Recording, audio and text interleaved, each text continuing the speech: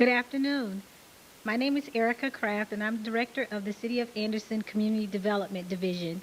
We're here this evening to discuss the fiscal year 2021-2022 Annual Action Plan. This public hearing is for the purpose of discussing the projects and activities we intend to fund with our funding from the U.S. Department of Housing and Urban Development. The funds will entail us discussing our Community Development Block Grant cdbg funds. I'm pleased that we have attendees here and hope that those that are watching online will be able to participate by submitting questions to me directly at ecraft@cityofandersonsc.com. If you have questions, you can reach me at 231-2242. We'll begin by discussing our consolidated plan process. Our Community Development Block Grant Funds requires us to submit a 5-year plan to the U.S. Department of Housing and Urban Development. The plan is required of all communities that are considered an entitlement community. Entitlement communities receive annual allocations from HUD each year and is not required through a competitive basis. The formula grant consists of things that pertain to the housing conditions in a community, the number of low to moderate income persons in the community, and several other determining factors. Our HUD entitlement grant funds will be allocated to the Community Development Department. And we are the arm of the city that primarily concentrates on programs that benefit low to moderate income persons, low to moderate income areas, and we also partner with our city economic development department to sponsor economic development activities which benefit low to moderate income employees of the businesses that are receiving assistance. Our annual action plan is a plan that we do each year, and at the 5-year benchmark, we're required to do then a new 5-year consolidated plan. The annual action plan describes specific plan uses for our HUD programs and other program requirements. Our con plan has 5 major components. There's a component that looks at the needs of this area, the housing market for Anderson. There's a 5-year strategic component. And then, as I spoke earlier, the annual action plan. And the citizens' participation portion is what we're here doing tonight, to keep you, the public, informed. And as a citizen, you can remain engaged in the programs that we're providing. This year, our annual allocation from cdbg, which is our Community Development Block Grant monies, is $617,236. We anticipate that we will receive $131,364.60 in program income. Program income is generated from projects and activities that we've funded in the past, and then there's repayments of loans from our housing rehabilitation program or through our economic development small business loans programs. And when that revenue comes in, it stays in a revolving pool, and it allows us then to do new projects in the future. So it continues to remain a revenue source for us through our grant and loan program. Combined, we expect to have $748,600.60. That amount of funding is what we will discuss tonight, and there are projects that will touch on various sectors that will benefit low to moderate income areas throughout the city that we've designated as redevelopment areas. Community Development Block Grant is a very versatile grant. It allows you to do a variety of types of projects that benefit, again, as I said earlier, low-income persons or low-income areas. Eligible type of activities can range from street improvements to sidewalks, infrastructure, drainage. We can also fund public facilities that may be something as a community center, a daycare center, something to assist homeless persons. It could be rehabilitation of residential homes, which we do quite a bit. we provide a vast majority of our housing budget towards assisting low to moderate owner occupied housing rehab applicants in the city of Anderson that own their property and live in the property. The property must be located in one of our 5 redevelopment areas, and we'll discuss that later in the presentation. From time to time, we will do acquisition of property that allows us to acquire it for either maybe the removal of slum and blight so that we can demolish the unit and remove that uh, structure from being a crime haven, or it could sometimes be a safety concern, or some units are condemned. But we work partners with our code enforcement, building and codes department to do that. We also are able to do public services that can range anywhere from healthcare to homeless services to youth services or a variety of other type of projects. And then, of course, we have to pay staff to do these programs, and that comes under our planning and administration. HUD does impose a 20% cap on the amount of funding that you may use for administration. So we, as you can see, cannot be top heavy, and we're very, very resourceful. And we try to do things very lean and through partnerships, public and private. Our priority needs and goals are listed on the table. These are from our 5-year consolidated plan. One of our needs is to expand, improve public infrastructure and facilities. And we hope to do that by expanding the infrastructure, improve access to public facilities. Over the past year, we did quite a few improvements to public facilities in our target areas, 2 of which were park improvements. One of the main projects was improvements to B. Thompson Park in our West Anderson redevelopment area. And we also were able to do public facilities improvements in our D.B. Walker Park. That's located in our East Anderson redevelopment area. In this coming budget for fiscal year 21-22, we hope to continue to do more public facilities improvement projects. Potentially, a project is on the table within our West Anderson redevelopment area. We also like to preserve our existing housing stock. The housing stock within the city of Anderson is very aged and in some cases substandard conditions. Therefore, that's why we also have a heavy emphasis on our owner-occupied housing rehab program. That allows us to improve these properties. These persons, again, own their homes. They're taxpayers. We're just giving them a form of assistance that will help them be able to do the necessary repairs to make them safe and to have decent and sanitary housing, which are major HUD goals. It also helps to improve, obviously, the community overall, and it also helps with preserving the housing stock within the city, and the increased value of the properties also enhances the entire neighborhood.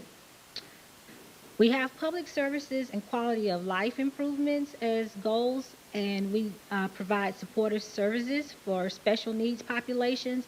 By special needs, it could be a segment of our community that has several challenges. It can be everything from homelessness to it could be special needs populations that may be for persons with disabilities or some special needs. I spoke earlier about the economic development activities that we do. We partner with the City Economic Development Office, and through that office, they are able to provide loans to businesses that qualify. And the criteria is that they have to create a specified number of jobs based on the amount of assistance provided, and this determining the number of full-time equivalent positions that are held by low-mod persons. In a different case, we also have funding that we've been utilizing this past year as a result of COVID. We received funds from the CARES, cdbg, CV funding, and our Economic Development Department presently has been giving grants to businesses that qualify. That was to try to retain jobs that are being held by low-mod persons. There's more information about that program on the city website under our economic development program, and that program does assist businesses citywide. It's also an emphasis on any business that's located in one of our 5 redevelopment areas. They have a scoring matrix that gives a little more advantage to some of the businesses that are in these underserved areas. But to qualify for assistance, any business within the city may try to apply for assistance. And anyone that has questions regarding that program can speak with Brittany Gamble in the Economic Development Office.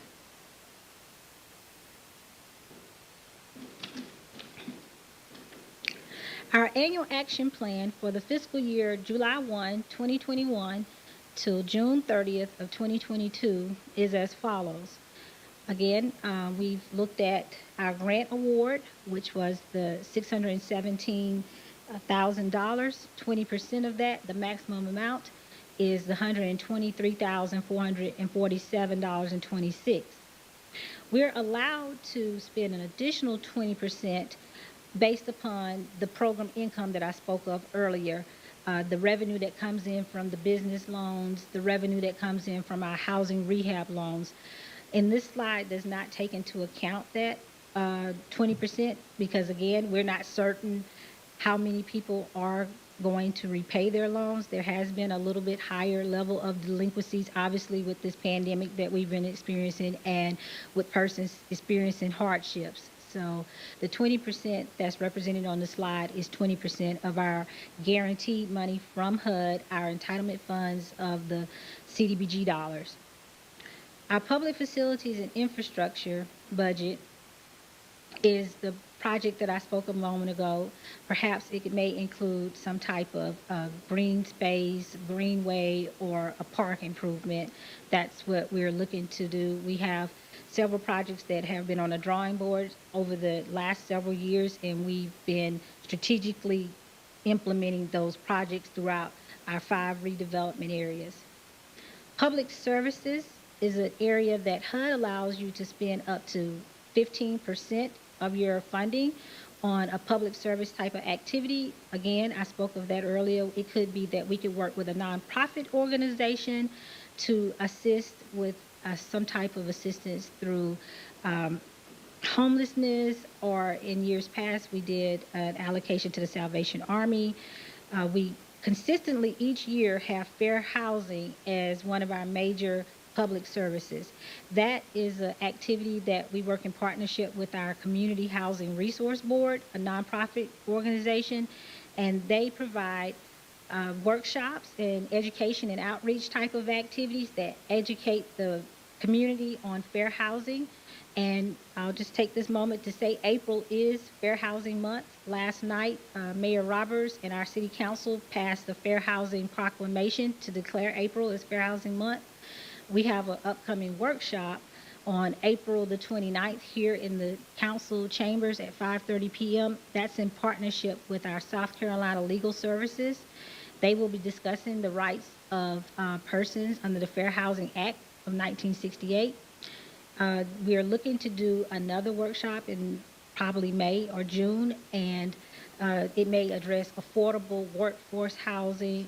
It also may address landlord and tenant type of activities. But these are ongoing, and I can continue to keep you all informed of any future workshops and other activities. Last on the slide is the economic development. We're looking to allocate $67,000. $20,000 of that is from our entitlement CDBG money, the guaranteed money. If our revenue comes in as we hope it will, through our business development revolving loan pool, we will have an additional $47,000 available, and that will allow us to make loans to businesses. This would be aside from the CARES funding that I spoke of a moment ago in response to the coronavirus. Our CDBG CV funds allows them to give grants. So we basically have 2 pools of money that we're able to provide assistance.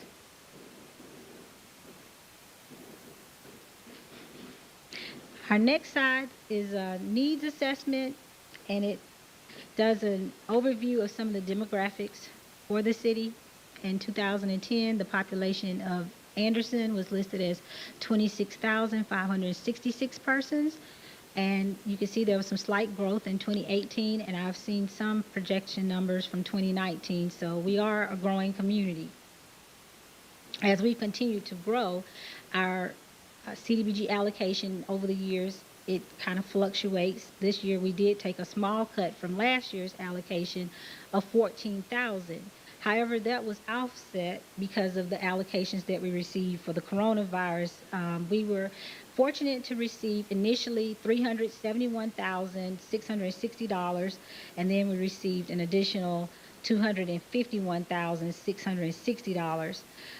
The businesses that are being assisted, that is occurring through the first round of the CARES monies we received, and we're partnering with Anderson Free Clinic to provide a public service so that persons can get testing, and we haven't gotten that portion implemented yet, but we are strategizing on getting that.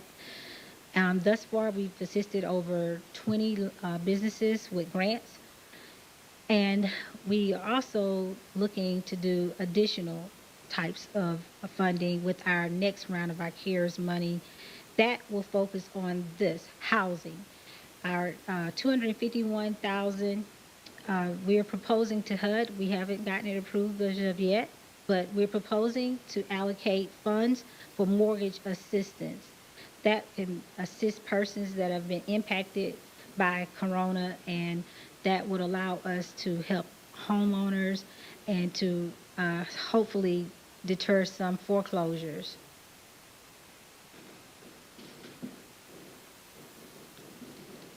This next slide again looks at the poverty rate of Anderson, and in 2010 the poverty rate was 27.1, and that was significantly higher than the state's poverty rate. In 2018 it did go down to 23.1, and it leveraged out to close to the state's percentage in 2018. So as you can see, there is progress being made, and hopefully as employers are able to provide jobs and other programs and assistance are available, then we'll continually be able to improve that.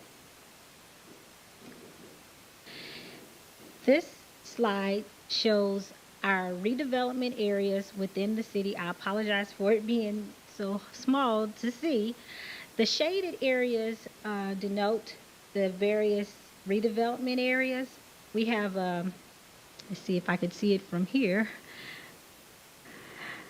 It's very difficult to read it, but the maybe pinkish color towards the top left is considered our Appleton Mill redevelopment area.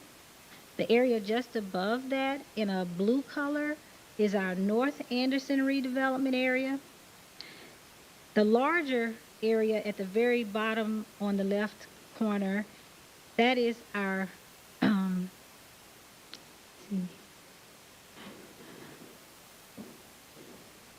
West Anderson redevelopment. The center section, that's like a brownish color, that is considered our Central Business District downtown area. The area in green is our East Anderson redevelopment area, and the bottom pink area would be our South Anderson redevelopment area. So these are the areas that we heavily emphasize for doing our demolition. We do everything from owner-occupied rehab projects. We have public facilities projects where we've done drainage improvements. We've completed park improvements, streetscape improvements. It's varied from funding year to funding year.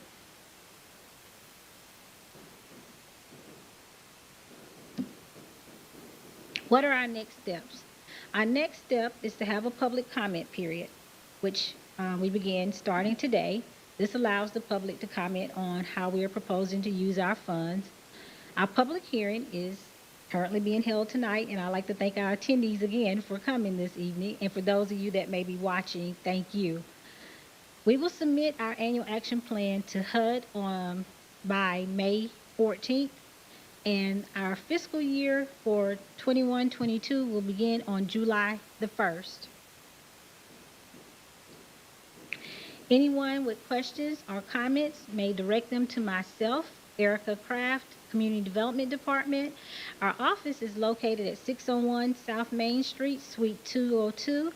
That's located in the Municipal Business Center. Many of you may be familiar with where you pay your water bills. We're in that same facility on the second floor. You may call our office at 231-2223. My email address is ecraft@cityofanderson.sc.com. At this time, I will conclude our public hearing, and I look forward to hearing from you. If you have questions, again, please feel free to contact me. Our staff is available, and I would at this time also like to recognize one of our staff members that's here with me this evening. We have Willie Mae Clinkscales, our accounting analyst within the Community Development Department. For the record, we have 3 attendees, and we're thankful again for them being here. Thank you.